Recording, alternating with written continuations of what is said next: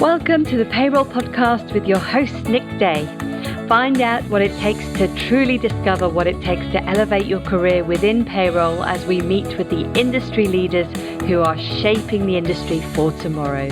Hello and welcome everyone to June's edition of Payroll Question Time. Now, for those of you that don't know me, my name is Nick Day. I'm host of the Payroll Podcast, host of this wonderful show, Payroll Question Time. I'm a member of Award 300 and founder of JGA Recruitment, which is a specialist payroll recruitment company. It's probably enough about me. I would rather introduce you to our wonderful panel. So going from my view, from left to right, I'm going to start with Simon Parsons. Good afternoon, everyone. Hopefully you can hear me okay, but it's good to be with you again on another. We must be going for 2.5 years now, isn't it, of Payroll Question Time. So Director of UK Compliance Strategies for SD Worx, so dealing with compliance, payroll, HR solutions, and closely monitoring what Hmrc are up to and some of the other government departments. Next, I'd like to introduce you all to Rachel Giles. Rachel. Hi everyone, thank you for having me back again. Third PQT, very pleased to be here. I work for DWF. We are a global law firm. I work as an associate in the employment team. We have offices all over the UK and Ireland and all over the world. So if you do have any specific employment law questions following this call, please do get in touch. I'd be happy to help or steer you in the right direction. And last but not least, our newest panel member, Samantha Johnson. Over to you. Hello, everyone. So I'm Sam Johnson, Payroll Services Director at Danes Accountants. Previously, as Nick said, worked for the CIPP as the policy lead, so started to get involved in sort of webinars and events a little bit like this. So couldn't resist Nick's invitation when he invited me to be part of the panel. So for now, let's jump into today's discussion areas. We're going to start today with the NI thresholds changes. We're going to move over to the holiday pay pitfalls and some things to really think about here. So do keep your notes and handbooks and things ready. Cost of living and wage inflation and some hot topics to get through as well. So let's jump into our first subject for today, which is going to be talking about NI threshold changes. Let's start with the facts of the matter. Maybe with yourself, Simon, some of the changes that take effect from the 6th of July. Yeah, sure. So Rishi Sunak announced in a spring statement on the 23rd of March that the increases in national insurance, which were effective from 6th of April, would be rolled backwards a little bit as far as employees are concerned to help assist with the cost of living. Now, there's been some speculation on some aspects of this because there'll be an element of why wasn't this started on the 6th of April, but I'm sure we'll develop that as we go and discuss around. The facts of the matter is that the weekly primary threshold was set at £190 per week, has increased now to £242. So the point at which employees start paying national insurance contributions has significantly jumped by £52. For 2 weekly paid people, 380 is now 484. 4 weekly, £760 is £967. And for monthly, £823 was the primary threshold for a monthly, is now £1,048, which in effect lines itself with the taxation sort of starting points. So the interesting other aspect is that this commences on the 6th of July. So the 6th of July just happens to coincide with tax week 14. That sits nicely for weekly paid, fortnightly paid and monthlies. For 4 weekly paid or lunar pay monthlies, it's a little bit odd because it'll all depend on the payday and not the tax period, because normally the tax period would be tax period 16, but whether the new thresholds are used or not is dependent on the date of payment declared to Hmrc as being the contract date. So if it's on the 5th of July, you use the old threshold. If it's on the 6th of July or after, you use the new threshold. So you may have some thinking, maybe we should delay payday a day or two, or make sure we're at the right side of the 4 weekly cycle so that it benefits the employees. Don't know. That's probably a discussion that should have been had a couple of months ago, but there is potentially still time. Is that a good starting point? The other aspect is the annual for directors is different. So the annual for employees is based on 12,570. but they'll have a period of, because they're not paid annually generally, they're paid in bits. For a director, the annual is 11,908, so £11,908. No matter when. Again, before the 6th of July, a director will be calculated on the old basis of £9,880. But from the 6th of July onwards, it'll be recalculated back to April at 11,908. Super. Now, presumably, Samantha, when you're managing multiple client payrolls, as you are at Danes, this has obviously going to have quite a big impact. So why now? What's your view on why they brought these changes in now? View on why now is, I suppose, an interesting one. Obviously, it was announced late in the day in March, and we always do push back on late changes and have done, with the exception of furlough for a number of years within payroll. Personally, I would have liked to have seen this come in April. It does make me feel a little bit uncomfortable that there are in-year changes going on with NI thresholds, and this is something that has certainly not been within my working career. I think the last time was in either the 70s or 80s that there was an NI threshold change mid-year. It makes it really difficult to communicate that because it's just completely outside of the norm. It's a complete anomaly. So helping people understand that, helping clients understand that, and employees in the payroll understand that, has and will create a challenge going forward. I suppose the exception to that is that it's a nicer challenge to have, because what's happening is they're seeing an increase in their net pay.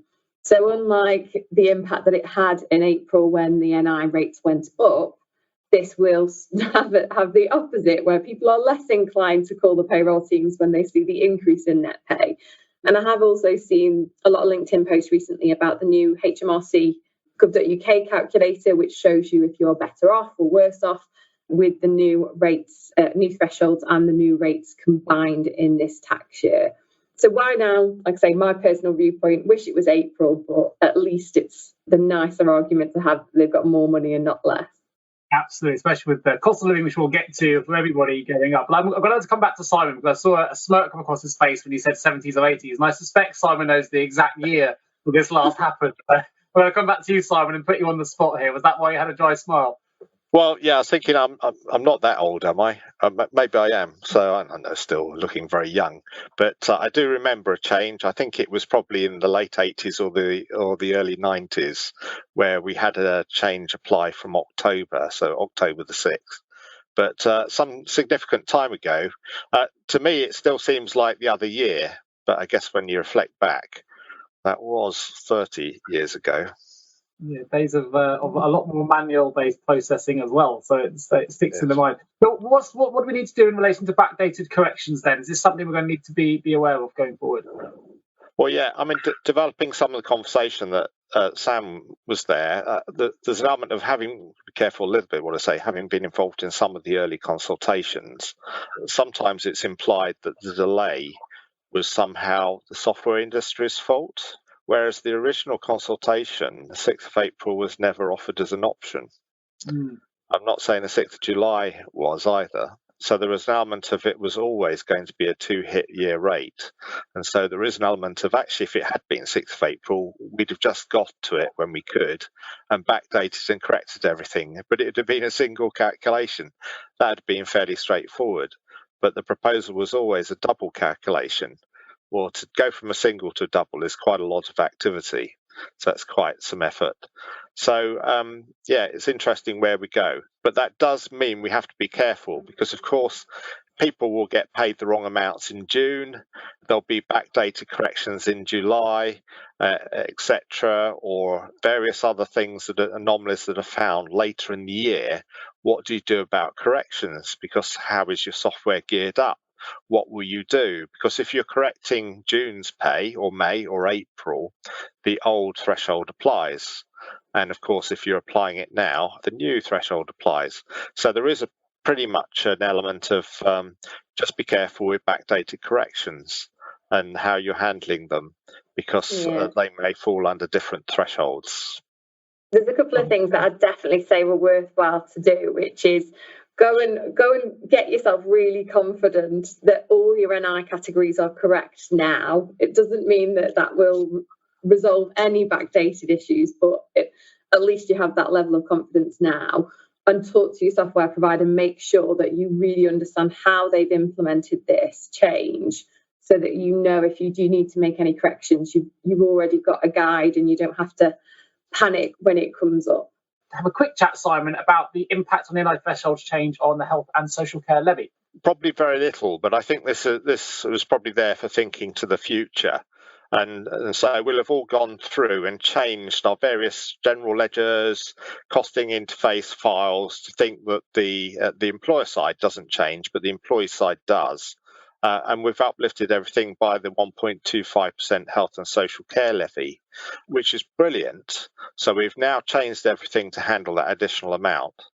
But as far as national insurance is concerned, from next 6th of April, it goes away again. So it doesn't exist. So the 1.25 disappears off, but it doesn't disappear as an employer cost because it's now its own taxation in its own right. And we're yet to see what the calculations will be, the formula for April 2023. So this year is a bit of a fudged year from Hmrc side, to the extent that the health and social care levy has been lumped in. And so we've ended up with the special message on our payslip. Pretty please.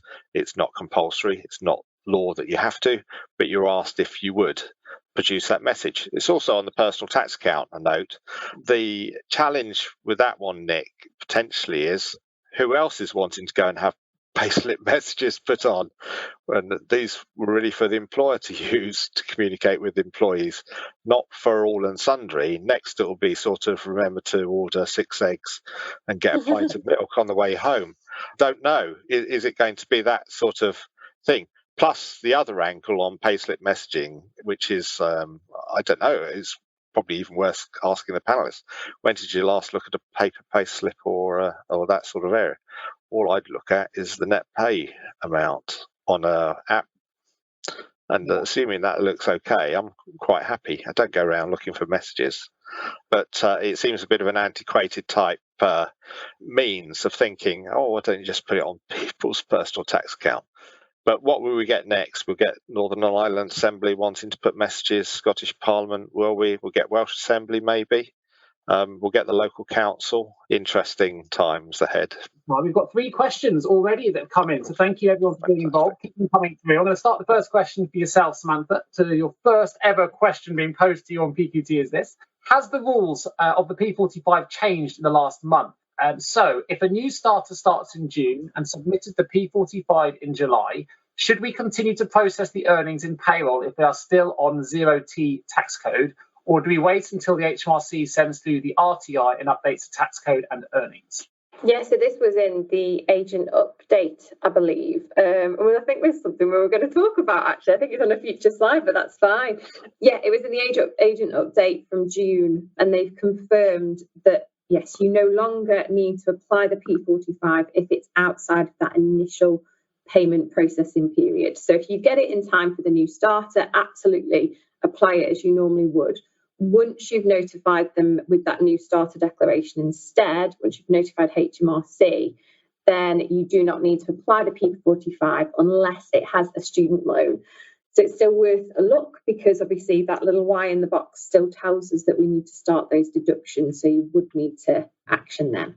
Super. And obviously stay tuned. In fact, we're going to be covering this in more detail a bit later on in the show as well. Next question is one for you, Simon, comes in from Simon Briggs, and it says, my employer is thinking about implementing annual season ticket loans for employees.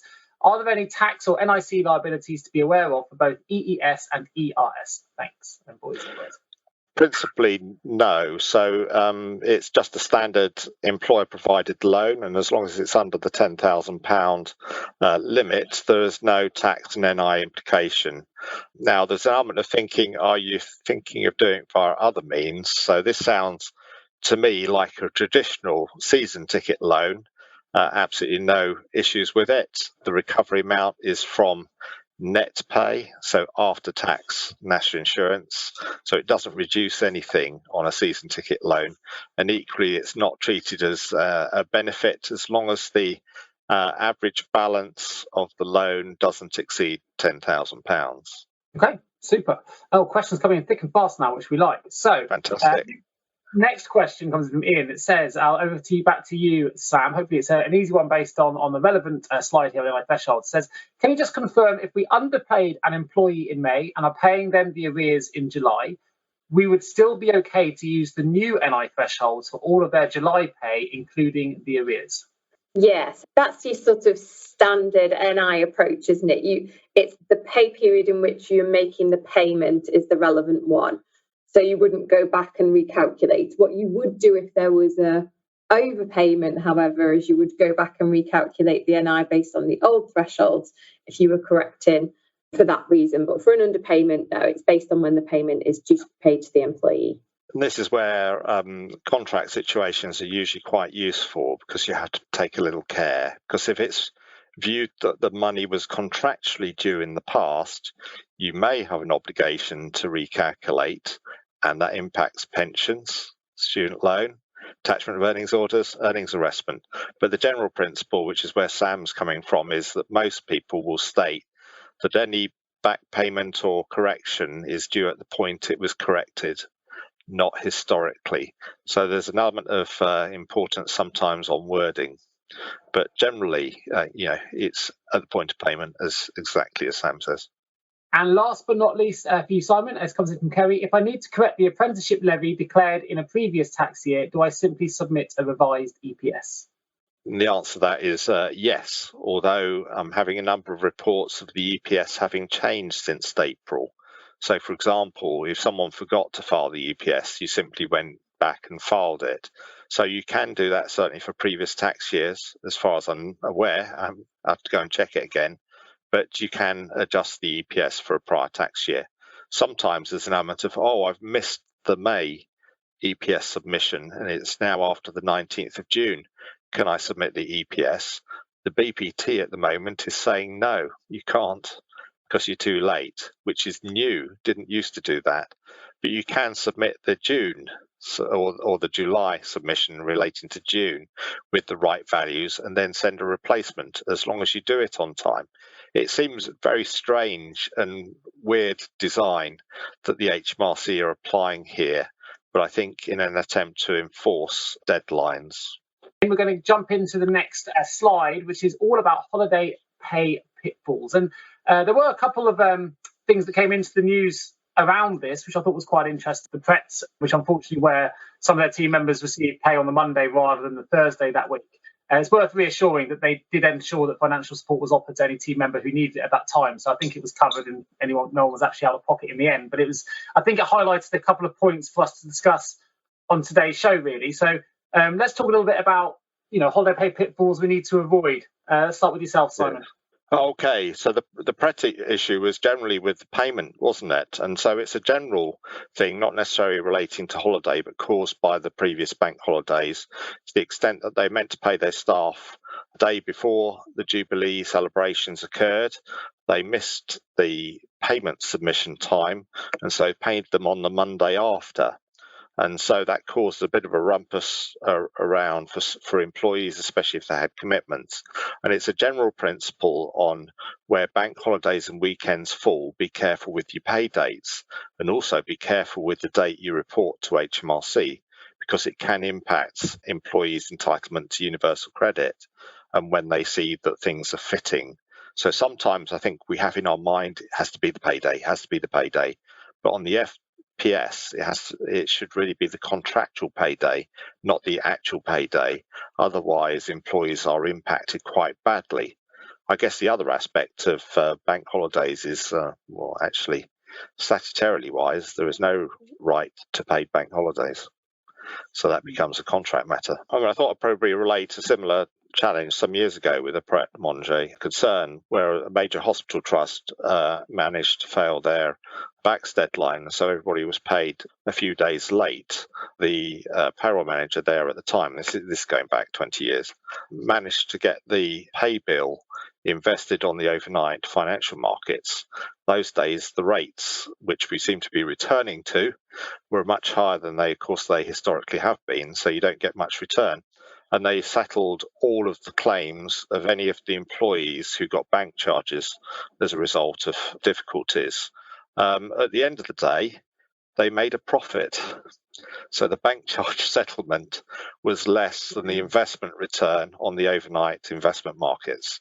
What a strategy that is.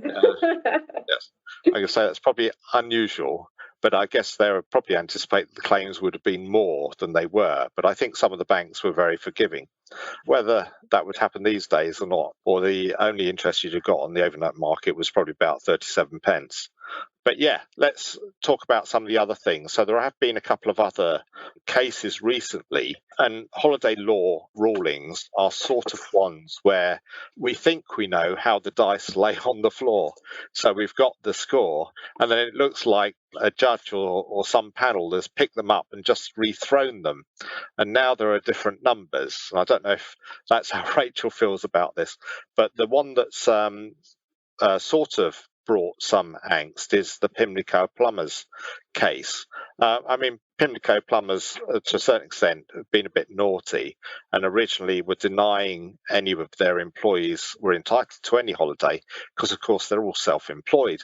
But former ruling ruled that they weren't self-employed and actually they were workers, or if they were self-employed, they were workers also, so were entitled to 5.6 paid weeks leave of holiday. And of course, we had some workers that took a case, and in this case, a heating engineer claimed he was owed holiday pay, which counted to some quite significant sum of money. I think it was in the £70,000 sort of area for a number of years. And Pimlico Plumbers kind of said, no, you're out of time. So if we remind ourselves what the backdating requirement is if you feel you've been underpaid holiday pay as an individual, I have 3 months to make a claim. If I don't do it within 3 months, I'm too late. And then if you do make within the 3 months, it then looks at 3-month gaps going backwards to find if they link, and each of those are underpaid if they're shown to be underpaid. But if there's more than a 3-month gap, it stops. And that was limited to a 2-year backlog. Now, the case for Pimlico Plumbers is they're trying to claim that backstop applied to these workers. But I think the ruling tend to go along the line of, but you never gave them any holiday. That's the point in that case as well. It links to King and Sash Windows, which a similar case. So the self-employed person was deemed to be a worker, but in King and Sash Windows, he wasn't given the time off and he wasn't paid for it. Whereas in Smith and Pimlico Plumbers, he actually took the time off, but he wasn't paid for it. So that was the difference.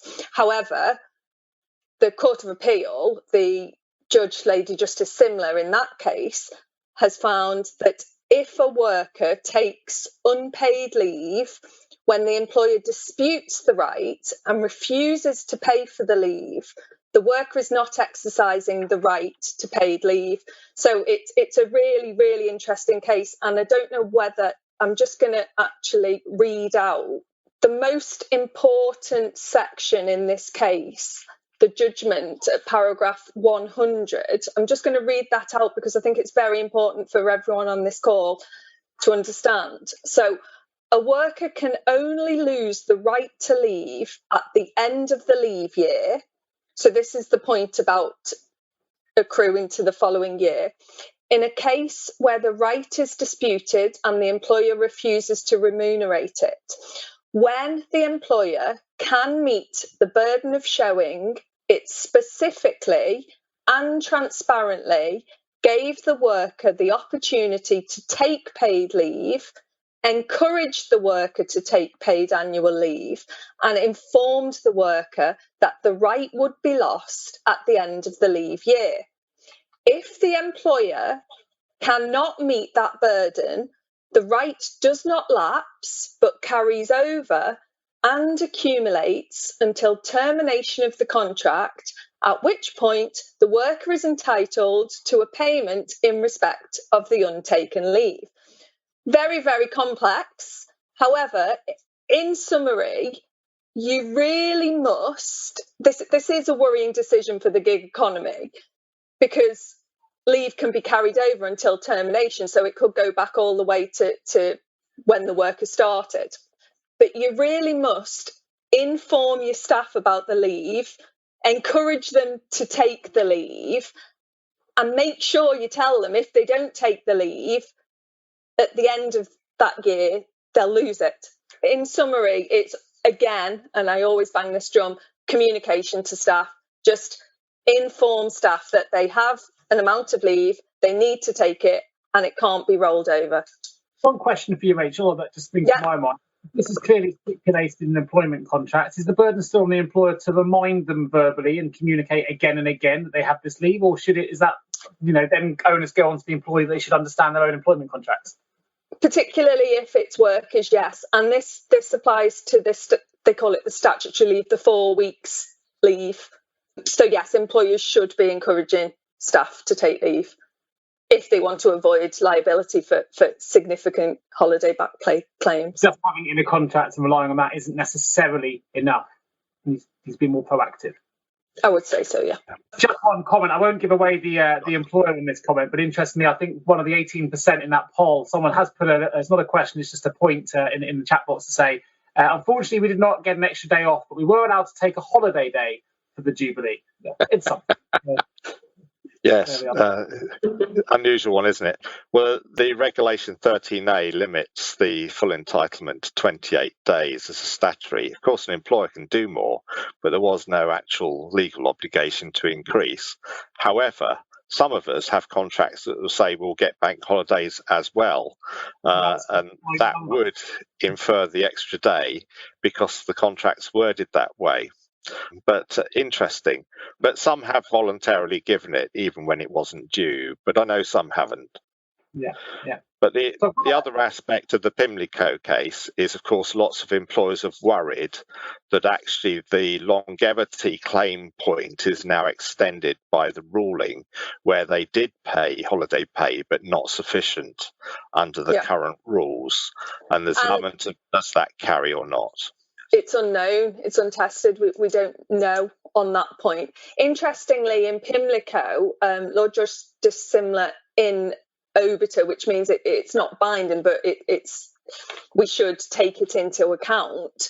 She agrees with the Northern Irish case, the Agnew case, in terms of the 3-month gap. So that's an interesting point as well, because in that case, they found that the 3-month gap didn't break the series of underpayments of wages. So that's different to Bear Scotland, which is the 3-month or more breaks the chain. It's one to watch.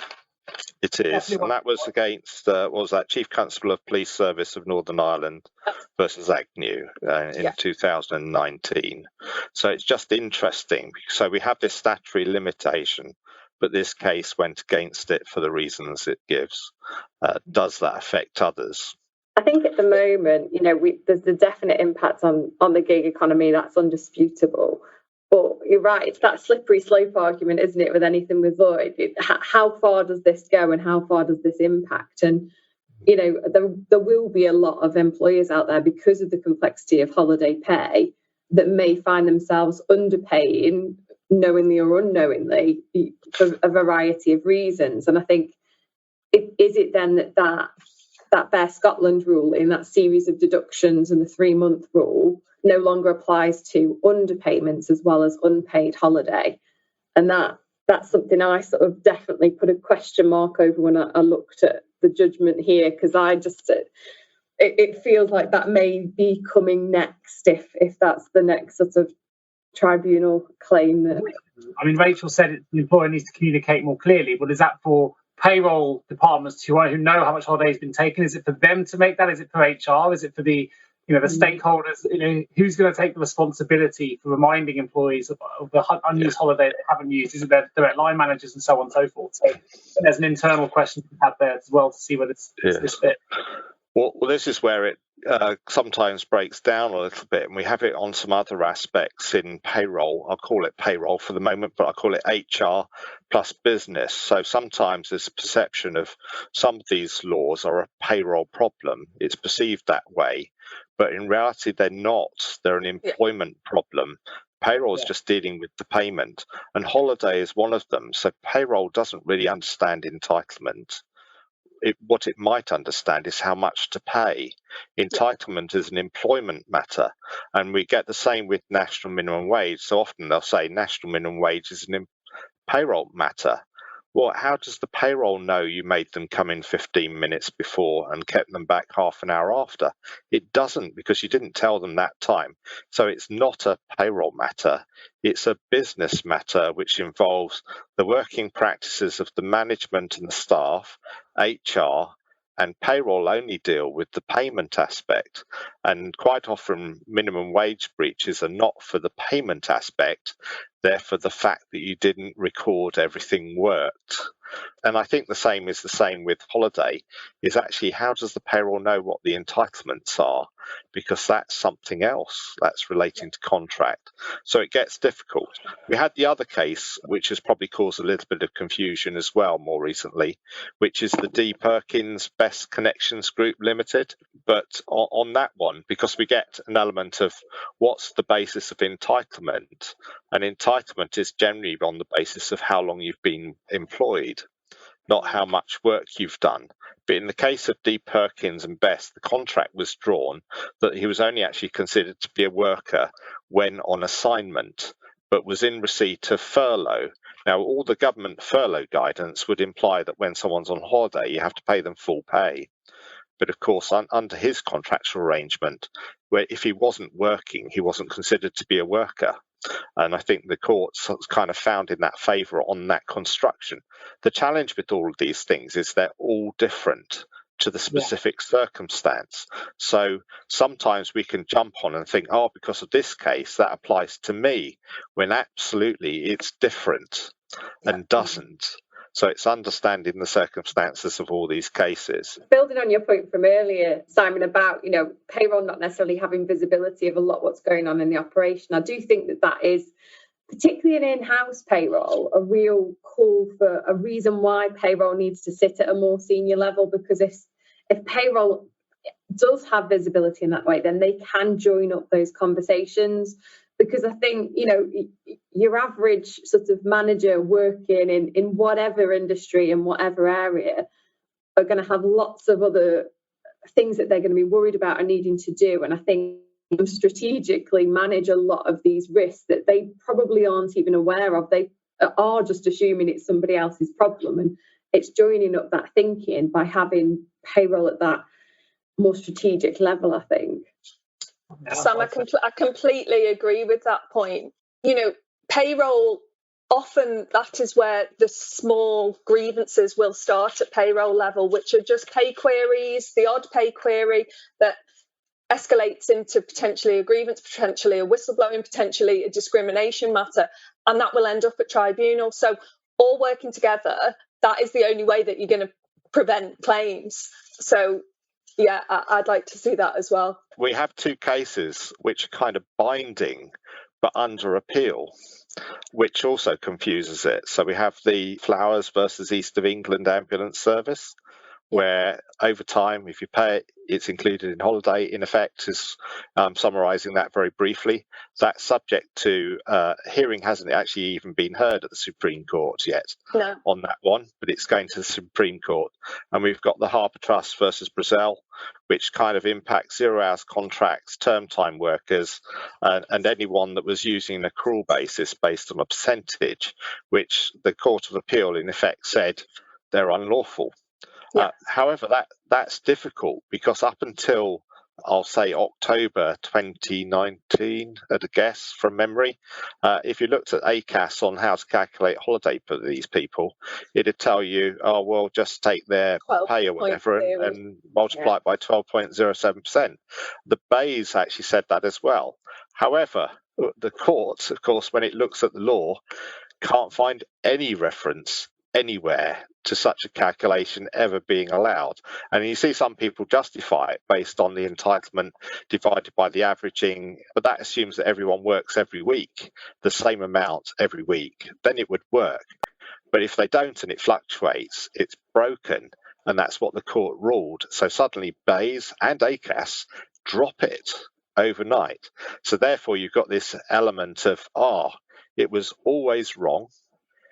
what claims do we face? And then you had the government implement the 3-month, 2-year. But then you've got some cases where they're saying that doesn't necessarily always apply. So be careful. So it's become extremely complex. But those two rulings, because they're subject to appeal to the Supreme Court, don't mean you can do what you like, because the previous rulings are actually binding unless the Supreme Court changes it. Well, the Court of Appeal ruling in Brazel, that's still current law. That was heard at the Supreme Court last November. So we hopefully will have a decision on that shortly. But my advice, it's such a complex area. If you do think that you may be calculating holiday pay incorrectly, especially if you've got term time workers, we'll call them, then seek specific legal advice in terms of your liabilities, because they could be high. Yeah. I'm really interested to see, if we're supposed to have this single enforcement body come in, it's whatever date that will be, I don't know, but it's certainly something they're talking about. And these guys are supposed to be enforcing the requirements around holiday pay. And I'm really interested to see what that audit looks like, because I can't imagine, somebody gets paid in June on a monthly basis, they get regular overtime, they go on holiday from the 26th to the 30th of June. How are the single enforcement body going to tell us to include the pay from the prior to the 26th of June, so the 25th of June, for the past 52 weeks, take out all the unpaid weeks and all of the other things with the data that sits in systems, with the way that we operate? I really want to know how they're going to tell us to do it, if I'm honest, because it's just so difficult. It's administratively difficult. It really, really is difficult. And that's when you've got, very good payroll software in place. Can you imagine what it's going to be like for the smaller employers? I mean, it's going to be difficult, isn't it? Well, I just need to come to PPP and we'll give them a hand. We're working through it. Exactly. Yeah, I'll do that.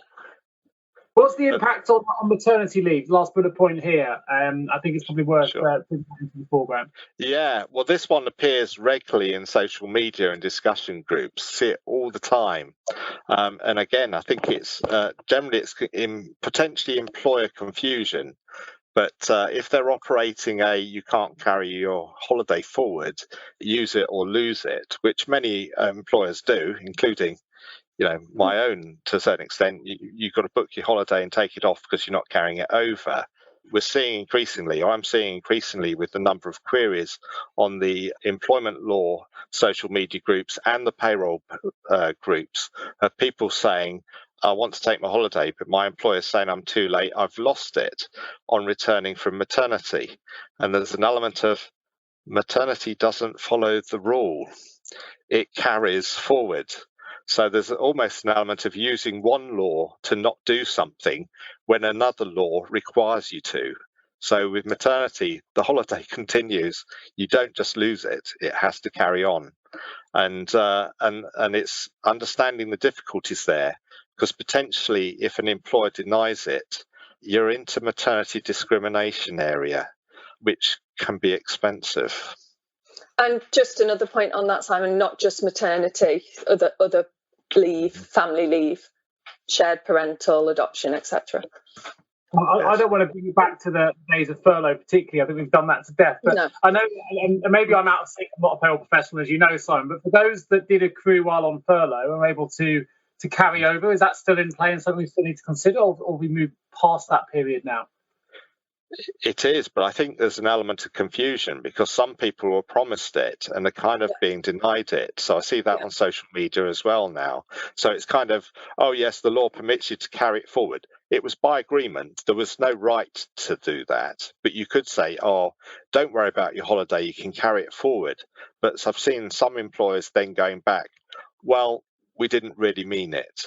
Or even some saying, because there's been a couple of questions on some of the social media groups that were associated where they're saying, can we actually go and pay it as if they had it whilst they're on furlough? But that runs into trouble with other obligations because, of course, if an employer wants someone to take holiday, which they have a right to do, they have to give twice the notice. So how do you give twice the notice? that you want them to take 2 weeks holiday in August 2019. Potentially people paying holiday that's been unused anyway. You can't sell holiday under a certain amount and things like that as well. There's a couple other considerations from one point. Sure. But we can probably cover a holiday topic on the cost of living aspect, because I understand, we've got cases now where actually people are agreeing to buy back holiday. I was going to say, just a quick one on the maternity. So just sort of jumping back to that conversation about working together, one of the things that I always found was a bit of an issue with some of the communications on maternity leave and holiday was this person is returning on the 15th of March, whereas actually what the agreement is she's returning on the 15th of March physically in person, but she's starting her holiday full pay from the 1st of January, for example. So then there's a phone call in January to the payroll team saying, I'm expecting full pay, where is it? And there's sometimes a lack of understanding about the end of maternity leave and going on to holiday as part of what you accrued during maternity leave. So that's always one that's worth double checking when somebody's coming back before you end up with that query coming through from the individual. Really good point. Really good point. Well, let's jump into the cost of living. While we're waiting for that slide to come up, we've had one question or a couple of questions come up we're going to jump into first.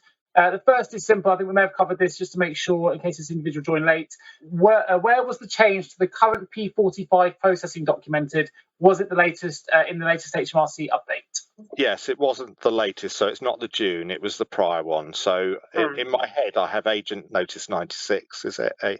I might have the numbers wrong, but I think it was the April. And it is generally being adopted. So when we're at consultation groups, and Sam and I would have been at those sorts of meetings, they're increasingly talking about not accepting the P45 after the first payment. Predominantly because on the FPS since 2012, no starter information is reported after the first payment. Even if you accepted a late new starter checklist, if you said, they didn't declare anything, so I reported them a C0T, or now they've turned up with an A declaration saying it's their only job, I'll put them 1257L, put that into the payroll. Of course, Hmrc will be aware of that A declaration now. No, they won't, because there is no facility to report it. Otherwise, if you did, you'd actually create another employment. So Hmrc would think they now have two employments, one with a C, one with an A. So you can't.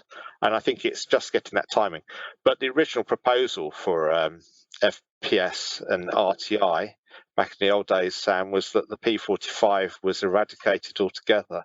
Yeah, so it's been talked about for a while, and let's hope we get there eventually, eh? But it was in the agent notice, not the employer bulletin, but the agent bulletin. So agents were told to not use P45s after the first payment. Well, I've kind of stirred up the hornet's nest by mentioning that word furlough, which should be banned from the show, I'm sure, going forward. There is a question that relates back to COVID, so I'm going to ask it here, which is coming from Denise. It says, can you please remind me, during COVID, I seem to recall the need to request a PAYE settlement agreement annually was removed. Is that still the case? I'm not sure that's true, to be honest. I don't think there was any agreement to remove a PAYE settlement agreement. There may have been relaxations on various taxation and matters and reliefs, but I don't remember a PSA saying you didn't need to do one. Was there, Sam? Not from my knowledge. Well, I'm glad they asked the question. Hopefully that helps. Sure. And while we're on holiday pay pitfalls, then last question that's come in here from Nathan. It says, what is the recommendation then if we are currently paying, I had a feeling this question might come up, if we're currently paying the 12.07% holiday pay to our 0-hour workers, will they have to declare when they're on holiday so we can do a calculation and pay it? Well, there's a couple of aspects, and I say Rachel's asked us to be kind to her because she's had a difficult week. I think we all have had a difficult week this week. There's a contractual position application and a duty of care aspect, but the other is because some pay this 1207 as rolled up holiday, which of course was outlawed in 2009, so it's not even recent. And others may, because schools, you don't get your choice when your holidays. It's during school holidays. That's when you get your holiday pay. And I know I've got children that have worked in the theatre or still work in the theatre, where they'll get their holiday pay when they have what they call dark. So the theatre's actually closed, there's no show. So they don't have any choice when they get it, they just get it. But that's in effect the employer notifying them that that's when their holiday is. But a 0 hours worker, you do need to give them an opportunity to take it. And there are some aspects under that case we talked about where it's working on assignment, so you're only considered a worker on assignment. That's one aspect. Actually, 12.07% will actually overpay them in relation to their true entitlement. But if you haven't got that on assignment and they are just a standard 0 hours worker, they're entitled to 5.6 paid weeks leave a year based on the 52-week average, and 12.07% isn't going to calculate it. So there's an element of review and decide what you want to do. But also, I think there's another aspect is actually look at your contractual position. Because look it at your may contractual be position and review your working practices. Yes, because another aspect is if you don't actually pay someone for 4 weeks, you can legally treat them as a leaver. You can retain them on the books and use them again, but in effect, your employment's ending. So the right to continuing holiday entitlement stopped. So it's an element of what are they?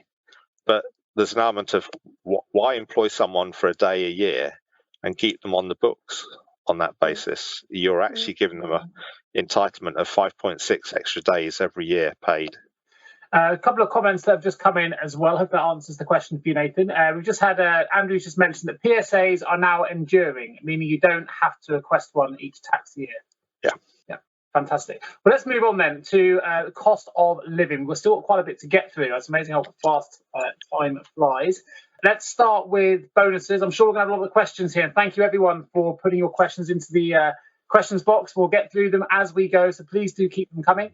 Let's kick off then with cost of living and bonuses. We had a good conversation off air about this. So perhaps, Sam, you'd like to kick us off? Yeah, definitely. Obviously, I don't think many of us have not heard about this topic for probably a couple of hours. It's all over the news, everywhere that we're looking, everyone's talking about cost of living. One of the things that I know Simon and I were saying we've seen a lot of on LinkedIn, number of firms, Rolls-Royce being one and Socotec being another. There's a few different out there are putting in cost of living bonuses, so paying out various amounts. Again, I've also seen a select number of staff in some of them. I think Rolls-Royce have opted for up to junior management level. I think other companies have done the whole of their workforce. So there's been different approaches to help people and employees with the cost of living increase. But I know one of the questions that's come out of that then for those individuals claiming universal credit is, well, what is the impact? I think at this point I'll probably hand over to Simon because I know Simon will know this a lot more than I do. Yeah, sure. So yes, we've seen it, £1,000, £2,000 bonuses being paid off for cost of living. What does that impact? If the employees are the universal credit claimant, it will impact their entitlements. So there's an element of sometimes we have to think what it is. They will be better off, but they won't be £1,000 or £2,000 better off. They may only be £450 better off. And then you've got the tax on the etc. Because for every, well, actually it's the net pay amount, isn't it? So it's probably not that bad. But for every pound of net pay above the wage earnings allowance that you have for a universal credit claimant, they'll lose 55 pence of their benefit. So it's just to make sure that we realise that they won't have the benefit of all of the net amount from that 1,000 or 2,000. They'll only have 45%. And previously it would have been less. So it would have used to have only been 35% because it would have lost 65p. I'm saying that from memory, from their benefit. So they are better off, but probably not quite in the way that we think. Right, perfect. And we've got a point here that talks about fuel. This is always an interesting subject. People want to know if the government ultimately will increase the mileage allowance with the cost of fuel going up exponentially as it seems to be. I know it's something we've covered on a previous PQT as well, but I wonder if we can have a quick chat about fuel and linking that to expenses as well, and perhaps what we're expecting to see in the future. Yeah, it's one we're regularly seeing, and we're seeing that a lot. They're putting a case to their employer that they need an increased amount. I think there's an element of increased amount to what, and what are we talking about? And it's something we've discussed a couple of times, isn't it, Nick? I mean, I operate my own cars. I don't have a company car, but for the reason that the taxation is extortionate. Plus, I could get tax relief on my business mileage at 45 pence for the first 10,000 miles and 25 pence thereafter. And so that was quite a significant sum some years ago, and it's whittling away. It's not shrunk, but I think there's an expectation of that sort of take-home pay aspect that's gone. But maybe Hmrc's intention was that you didn't have that take-home aspect in the first place. And I think that's where they'd argue that actually the rates had been overgenerous and they haven't reached a point of people making a loss. We're probably just not making the tax saving we used to in comparison. It's an interesting one, isn't it? Because it's sort of one of those where previously I've always heard it, well, that's the wear and tear on my car. The extra payment deals for the wear and tear on my car. And now when you look at the cost of cars, second-hand cars have gone through the roof. New cars are almost impossible to get hold of because of this chip shortage. And I think by narrowing that gap and increasing the price of actually the vehicles that we use to get around in the first place, I do think there'll be a growing argument to look to move that at least a little bit if this increase continues. Yeah. And I believe is it not until 2024 that they're talking about then we'll start to see a decrease in inflation rates? I'm sure I saw something like that on the news. 2024. The government counter argument for you, Sam, only because we covered this in the previous PQT, which is quite interesting. And you can find some of these calculations if you go to thisismoney.co.uk. We'll do an interesting article on this subject area. Now, interestingly, when this article was released, the price of petrol had gone up to 151 per litre. I know we're well in excess of that now, but this is when it came out when people were starting just to say, will prices be going up? And they were saying then, based on what we're getting back at the minute, is it covering it? And how much does it need to go until you're worse off? The article says here that actually, if you got 40 miles per gallon based on the 151 price, the total cost of your fuel would come in at around £2,570, which means the current allowance would more than cover the cost of fuel, insurance and maintenance, because you'd get £5,750 for the first 15,000 miles claimed back. So it more than covers it at 151. It then goes on to say, if you were to calculate it to work out what it needs to go to, it says petrol prices would need to reach £3.50 per litre for your car mileage allowance to leave you in the red. And that relates to private cars, doesn't it? And then there's a calculator for company cars, and you could say, how's that coming along? Well, the rates were revised on the 1st of June, but if you look at the comparative value that they were using, the petrol prices, etc., are about £1.70 odd. So there could be that they're not £1.70 odd now, so that's changed rapidly. But the next review point is not due until the 1st of September. Now, there may be an element of thinking, should the government now start moving to a more rapid review because the company car driver may feel they're subsidising the company? I think also there's, to bring in Samantha's point and also yours earlier, Simon, there's an area here that says whether or not it covers it or not, we get used to our own ways of living, right? And the cost of fuel prices, we're still getting the same back in expenses, but it's costing us more. And therefore, we're feeling it in the pocket, whether or not it's more, it's and therefore, I think employers do need to consider that if, it's an employment decision here to say, well, if the mileage rates aren't going to change, maybe we need to look at your total remuneration to see where we can make sure you're not worse off. So I think there's an employer obligation here to think about it, particularly as you mentioned, Sam, if not looking at the inflation coming down for a number of years. I think it's really, from my personal opinion, is that employers need to be aware of how much is hitting people in the pocket to know what things can do. And there's a trend in the US, Nick, of employers starting to pick up the driving expenses of their employees.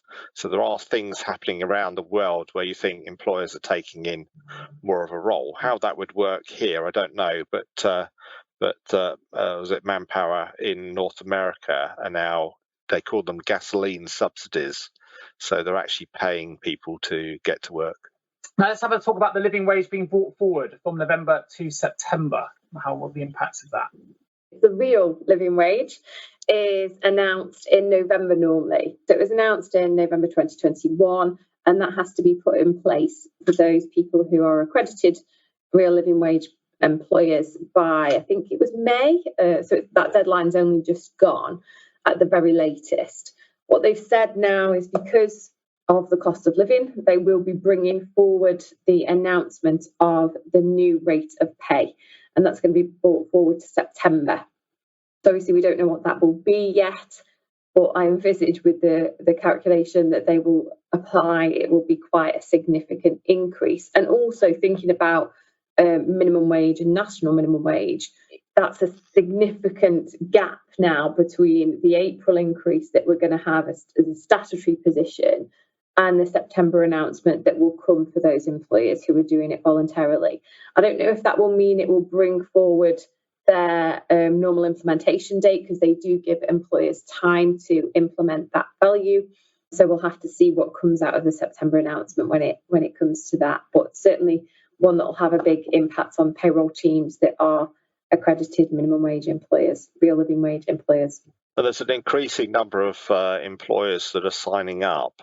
So before the pandemic, even, the numbers of employers committed to paying living wage was around 5,000. The current numbers committed to paying living wage during pandemic and coming out is 10,000.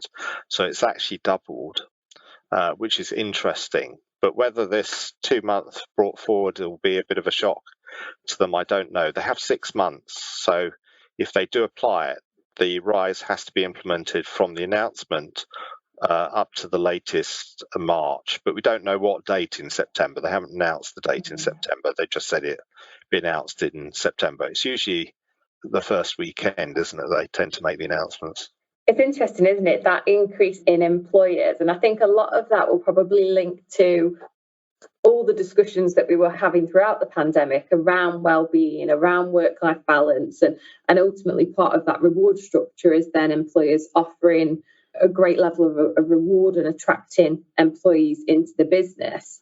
And now with this cost of living crisis, hopefully we won't start to see that number go down. We'll continue to see that number increase, but ultimately employers have got to weigh up that pressure on them and their costs versus obviously what they pay to their employees as well. Sure. Now, I'm just going to give you a few things that I found online that may be helpful for businesses that can support their employees. These are things that already exist that you may not be aware of. So if you are a payroll manager, want to go and speak to your HR department or someone else to see if you can get these things implemented, it might be worth your while. The first is you can eat for free. So businesses can provide free or subsidised meals to employees at your premises, as long as the food is provided equally to all employees or all of those working at a particular site. There's no taxable benefit for the workers to do that. There's a bus to work scheme, so providing free or subsidised transport for employees to get to work can help people who struggle to pay for fuel for their cars, which we talked about the full journey or part of it when employees are collected from a pickup point. The vehicle must be designed to carry at least 9 passengers, and the service must be available generally to any of your employees. That's something to think about as well. There are, of course, small loans, so many employers will provide a season ticket loan to help employees pay in advance for their commuting costs. But interest-free loans up to £10,000 can also be provided for any other reason. The loan must be repayable and the loan agreement should be drawn up. And last but not least, small gifts. Just as directors can receive tax-free gifts worth up to £50 from their company, so can employees. So buying a school uniform for a worker's child or surprising them with a food hamper on their birthday, they can make a huge difference to families and to well-being and other things as well. And the £300 annual cap only applies to directors and their family members, not other employees. So a couple of things there to think about if you weren't familiar already. Let's jump in then to hot topics. I'm going to come over to you, Rachel, to kick this off. Just before I do, I've had a bit of clarification on the PSA question that came in earlier.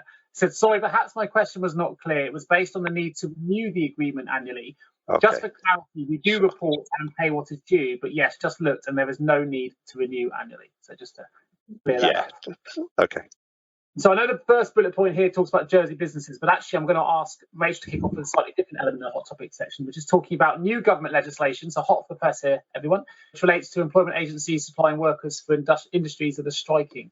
Yeah, just, I guess, the bottom point, really. So today it has been announced that the government want to introduce legislation which will enable employment agencies, so recruitment agencies, I guess, to supply temporary workers, and that will plug the staffing gap during industrial action. So this will be in response to strikes. I know 2 teaching unions are looking to strike, obviously the rail workers, barristers as well. How easy it will be to supply agency workers, I'm not sure. The government have as well announced that they want to significantly raise the maximum damages that can be awarded in any action against a union arising out of unlawful industrial action. So the last time that cap was raised was in 1982. These are significant changes in terms of employee relations, and it may be the direction of travel, and it's something interesting to watch, I think. Yeah, no, absolutely. Point well made. And we've got Jersey businesses asked to pay back 10% of their COVID grants. What if you can tell us a little bit about that, Simon? Well, I do my best, but yeah, and some of them are squealing about it as well, aren't they? Because they're thinking it'll actually close them down. So as Jersey businesses, I'm thinking they received about 200 million of assistance from the States of Jersey government, from my recollection. And of course, now they're being approached to see, would you like to give some of it back? And some of them are saying, with what? And that could devastate them as a business. That's some of the reaction. However, a number of Jersey businesses are probably doing quite well and think maybe they should.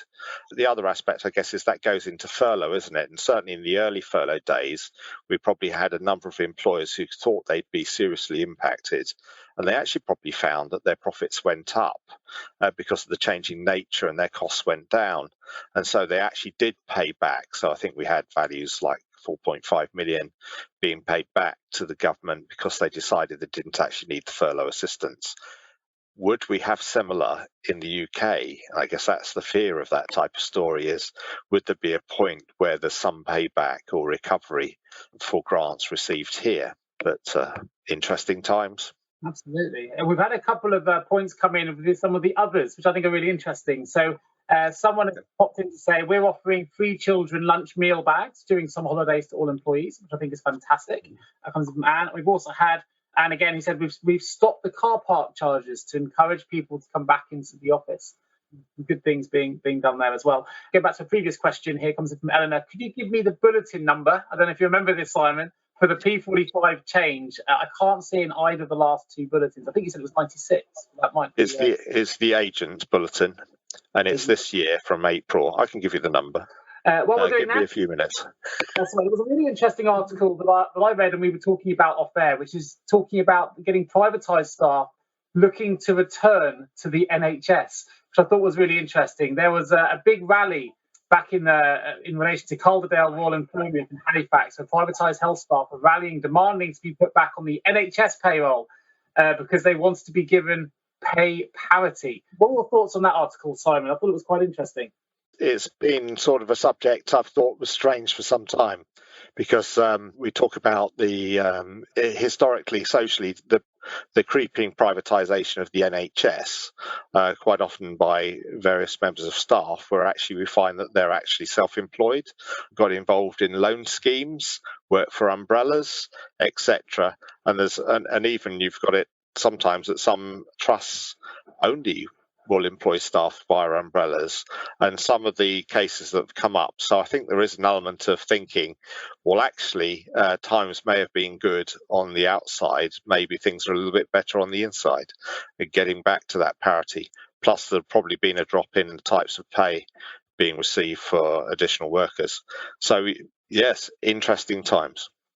Yeah, I mean, one of the quotes I thought was quite highlights it quite well. The quote that came out of the article, I'll put the article in the chat note if anyone's interested here. It says, these are NHS workers, therefore they should quite frankly be paid NHS wages. Anything less is a slap in the face to people who form the front line of our fight against COVID. So, it was quite a quite passionate article. I'll send it round because it is quite interesting. I think there's a relationship here, but also it links in quite nicely to talking about the tax avoidance list and umbrellas potentially, because take the floor again, Simon, here, because there's some interesting list that's been released.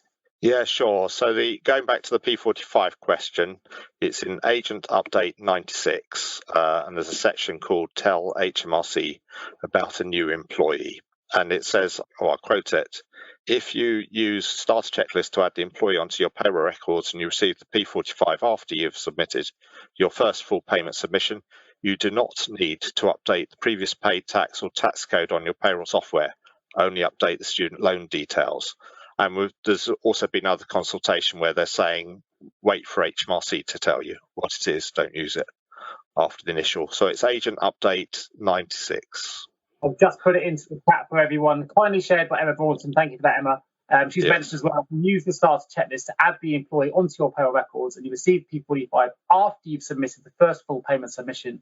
You do not need to update the previous pay tax or tax code on your payroll software. Only update student loan details if applicable. I think is what Samantha said earlier on in the conversation as well. I've also just dropped into the chat as well the link to those interested in that NHS article.